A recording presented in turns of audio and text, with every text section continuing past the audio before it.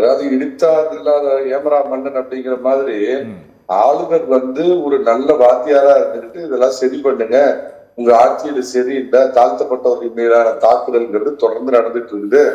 உங்க திராவிட போலீஸோட lockup death இத்தனை நாளாவது ஒரு சட்ட வரமுறைக்கு உட்பட்டு கொண்டு போய் கேஸ் போட்டு அவனை உள்ள வச்சு அடிச்சு கொண்டீங்க. இப்ப கடத்திட்டு போய் ஆளை வச்சு அடிச்சு கொள்றீங்க. இந்த லெவலுக்கு போயிடுது. வேங்கை வெயில பீ தண்ணி குடிச்ச தாழ்த்தப்பட்ட சகோதரங்க நீதியை கேட்டு நெடும்பயன் ஒரு காலத்துல கருணாநிதி போனார். அந்த மாதிரி நீதி கேட்டு நெடும்பயனு போயிட்டு இருக்கிறான். ஆனா FBI போலீஸ் ஸ்காட்லாந்து யார்டுக்கு இணையான போலீஸுங்க திராவிட போலீஸ்ன்னு சொல்லிட்டு இப்பதான் DNA டெஸ்ட் பண்ணிட்டு இருக்கிறோம், குற்றவாளியை நெருக்கி விட்டோம் அப்படின்னு இந்த படத்துல திக் திக்குன்னு காட்டுவாங்களா அந்த மாதிரி காமிச்சிட்டு இருக்கிறீங்க.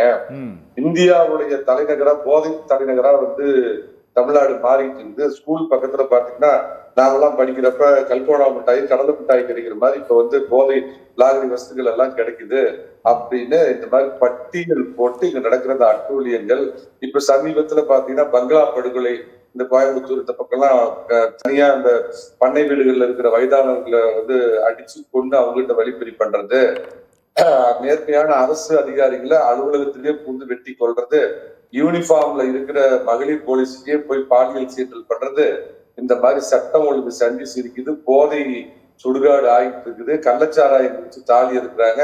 இதெல்லாம் பார்த்து கொஞ்சம் ஆட்சி நல்லபடியா நடத்துது, மக்கள் இதுதான் உங்களுக்கு ஓட்டு போட்டாங்க அப்படின்னு அவர் குறிப்பிட்டு சொன்னா, பாத்தியா மோடிய பாத்தியா, அமித்ஷா தாடிய பாத்தியா, ஆளுநர் ரவிய பாத்தியா, வழக்கமா அதாவது 8 மாசத்துக்கு இதேதான் கை கொடுத்தாகணும்.